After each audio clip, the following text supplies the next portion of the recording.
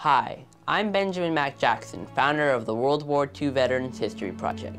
I started this project in the summer of 2015 with the goal of providing knowledge and inspiration to my generation so they can better appreciate and understand what these heroes went through. My mission is to preserve the memories of the greatest generation.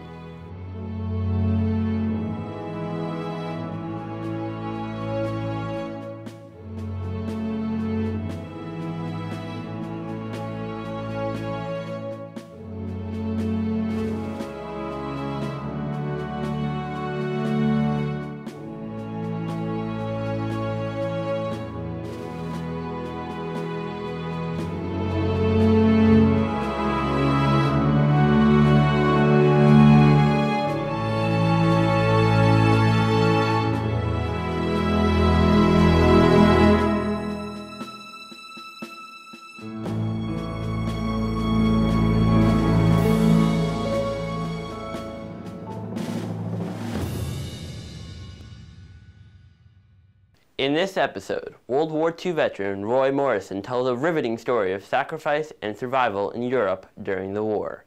He shares his experience while engaged in fierce combat with German forces in France and Belgium. Mr. Morrison makes it clear that freeing Europe from the Nazis was no easy task in this action-packed episode. From encountering General Patton to getting 2 bullets stuck in his leg, his story will have you on the edge of your seat. Here's his story. Roy Morrison, no middle name, Army. I was born in Methuen, Massachusetts. And we came down here in 1931 during the Depression, and we lived in Plant City for about 1.5 years, and then went to Miami. And you couldn't get a job anywhere in the States. I was in the group that hit the Omaha beach. I went in, and the instructions were, it does not make any difference if it's your brother, your uncle, your friend, your best friend, or anything about it. Once that ramp goes down and you hit the water, or you hit land, you start running, and you don't stop running until you get out over the berm. And every beach in this world has got a swell at the end of it, where it hasn't washed out. And you get in as far as you can, but you don't stop running. So that's what we did. And luckily, we took over our area of the beach before nightfall. Anybody tells you they was not scared to death is lying to you. They're trying to make a good picture out of it. It's not a good picture. It's a dirty picture. It's hell on wheels. And you're ordered to do it, but you do it. And if you can't do it, you better do something way before you get there. Because once you get there, there'll be a bayonet in your back pushing you out the barge. I got a silver dollar that my mother gave me for my 12th birthday. And I carried that with me all the time. And just here recently, since I've been in the hospital now, is the first time that coin has been out of my pocket. When I hit the beach, that was in my hand. And my hand was jammed in my pocket. But that was close enough to get hold of that and the little boy riding on my shoulder. And I firmly believe that, I did not do all these things myself, but I had to help. Many a time I've heard him whisper in my ear, "Don't go there." And I turned and gone somewhere else. That's the truth, whether people want to believe it or not. I have full faith in it, sir. It carried me through.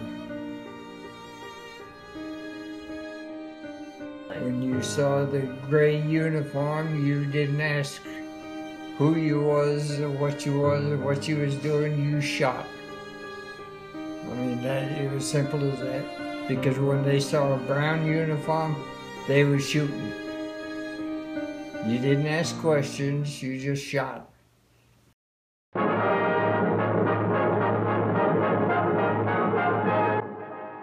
The Atlantic Wall has been penetrated. There, after the first assault, the Allies clung precariously to a few beaches. But now they have a solid foothold on Fortress Europa. Men and material have poured onto the newly won beachheads with every favorable tide, and on some unfavorable ones. The Allied command has announced that the Battle of the Beaches is complete. The tremendous offensive was bitterly contested. The Nazis knew that each passing hour diminished their chances of throwing the Allies back into the sea. But the American, British, and Canadian troops pressed forward firmly onto the soil of France. This was no pushover, driving the Germans back. Some of our troops dropped within yards of the water's edge. There were two enemies, the Germans and the heavy seas.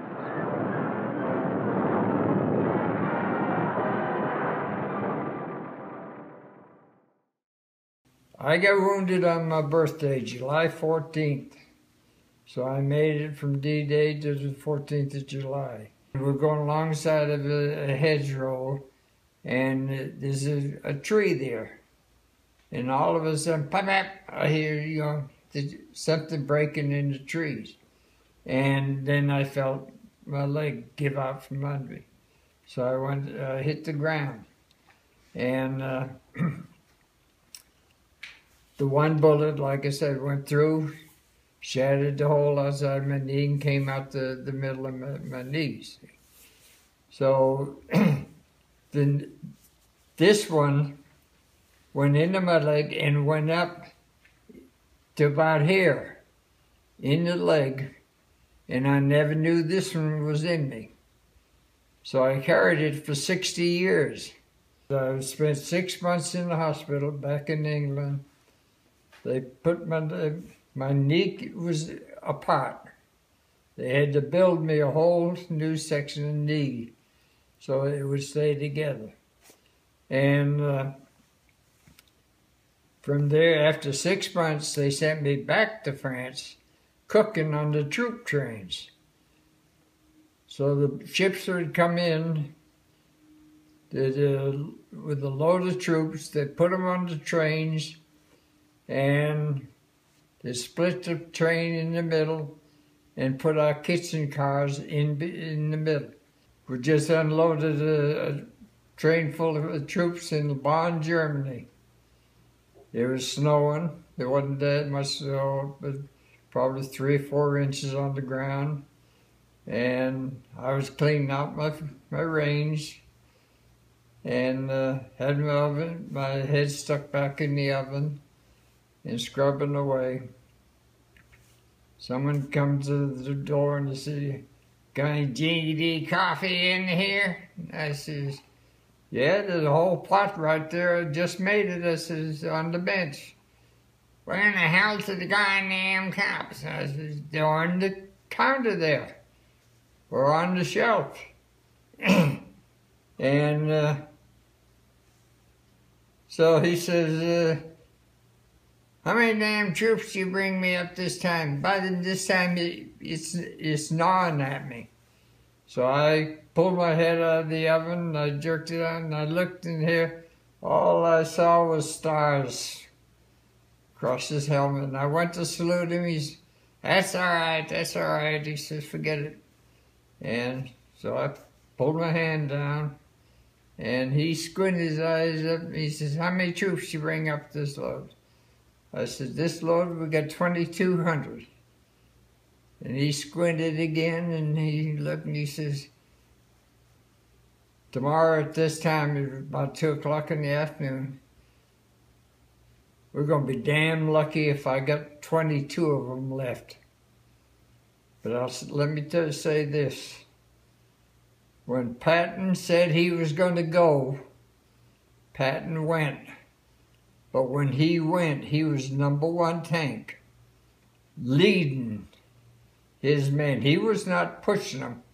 he was leading his men into battle, which, I mean, you know, is the way it should be.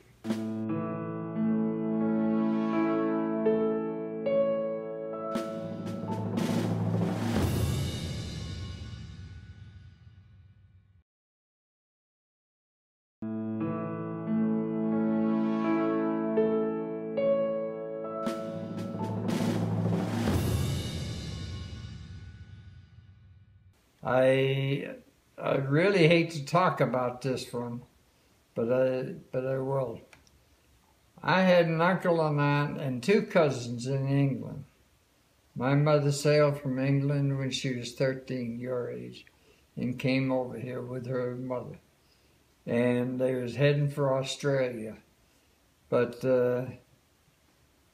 my grandmother came down with arthritis, so she couldn't get her hands any higher than that. 22 years my mother had to take care of her, bathe her, feed her, and everything else. My cousins had asked our Red Cross if they could arrange for me to come to Bradford for Christmas. And they would have everything set up.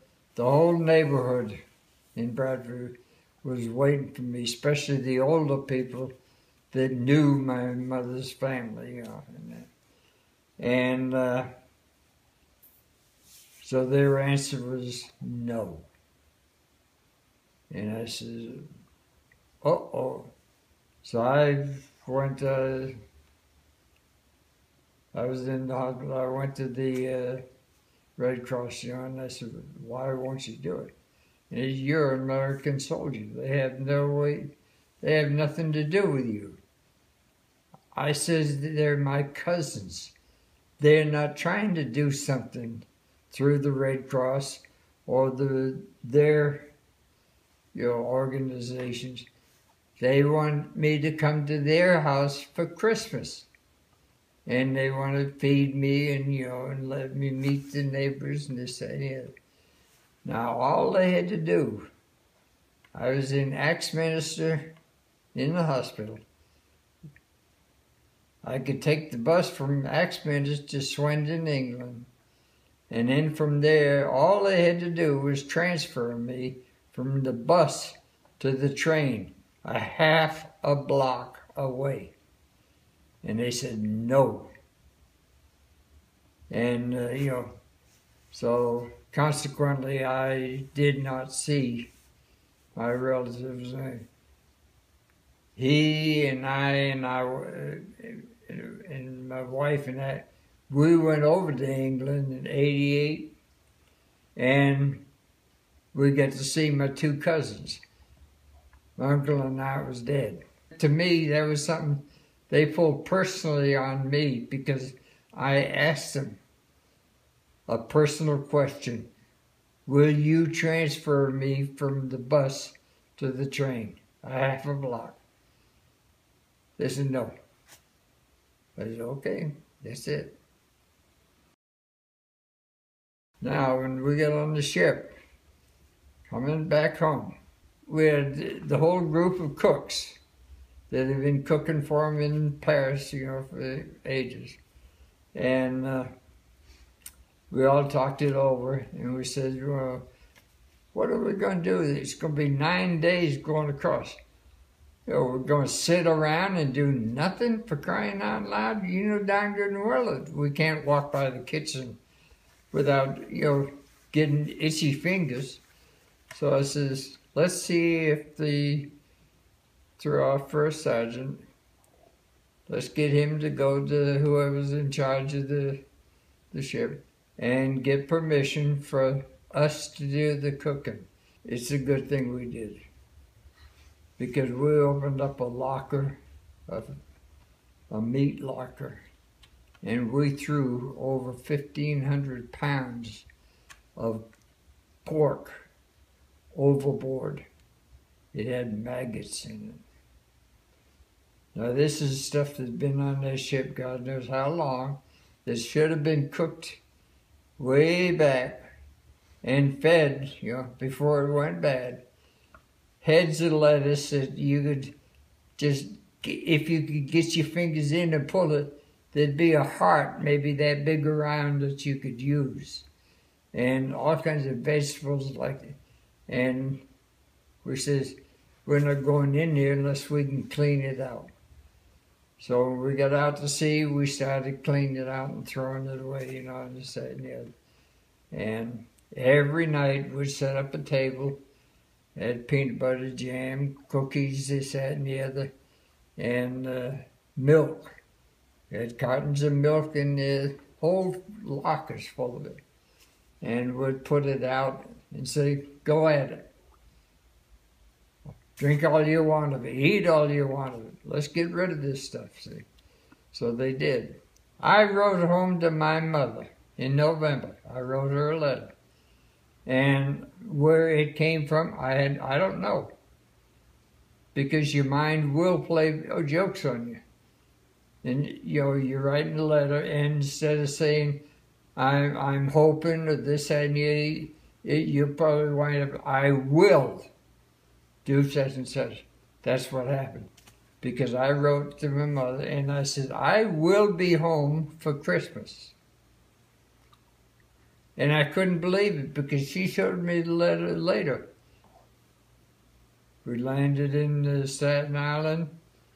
They unloaded us and rode the train to Camp Landon, Florida. And went through discharge at 11:30 in the morning. Is when they finally signed my papers. I grabbed them and I ran for the main gate. You couldn't get a bus. You couldn't get a train. You couldn't, at that time, there was thousands coming out of Camp City. So, I'm standing there with my papers in my hands and everything, and I said, this is one hell of a mess. I said, here I'm discharged. They don't own me anymore, and I'm being refused a ride to Miami. And the kid across the way from me, he says, you going to Miami? And I says, yeah. He said, whereabouts? I told him, I said, he says, my brother-in-law should be out here somewhere right now waiting for me. And he said, we're going to Hialeah. I said, can I hitch a ride with you? I said, I could walk from Hialeah to Miami, where I live, see. They said, yeah, you can ride. We'll take you right to the door. Well, needless to say, they stopped in St. Augustine and they bought a couple of bottles. And they was trying to drink them before we got to Miami. We went off a #1 highway in Stewart, and at that time you had to make two 90-degree turns to stay on #1 highway. Heck, we missed both of them. And we went plowing through there and brush. He had a Buick, Roadmaster. He was bragging about it. He did the job. It plowed right on through, and we come out on #1 highway about a mile away, and I said, oh, God, here we go, all of this time, and I'm going to lose it all, see. But we came out, and we got into Miami, 111th Street, and I said, turn here. We went to the end of the road, and I said, you can let me out here, because the house is just around the corner, and let me out, and I just walked. No. We can't hear her there. We're going to take you right to the door. I said, please. I want to surprise them. And while I'm talking to him, I'm opening the door. And I got 1 foot out, so I got out of the car, and I thanked him for the ride and everything else. And I wrote, now as I'm making the turn at the corner, I let out a whistle. I could whistle through my teeth in. Now I'd blow my rope across the room. But anyways, I let out a whistle, and my mother, everybody's out in the yard, they're waiting, see. And my mother kept telling him, he said he would be home for Christmas. Now he will be here. Yeah. And when they heard my whistle, it was just like opening up a fire hose. Everybody started crying. And I walked in the yard, and it happened to be 11:30 Christmas Eve night. And here the party's all set up and everything else, you know.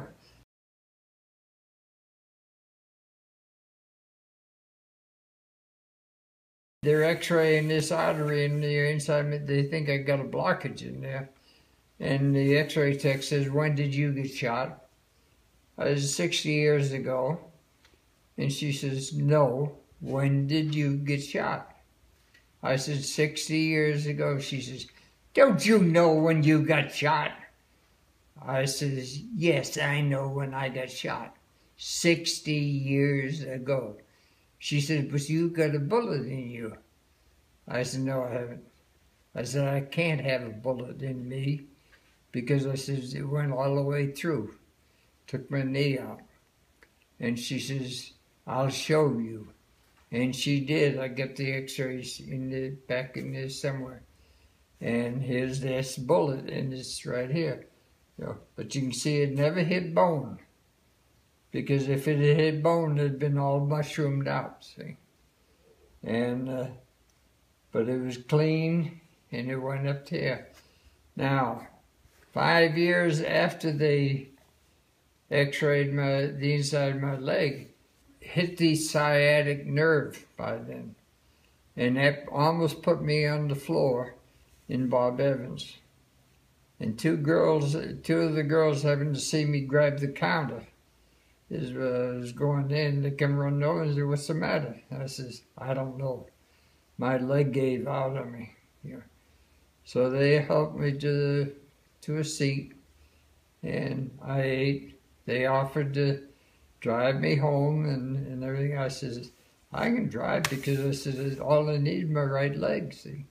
And they said, okay, if you have any trouble, you know, let us know.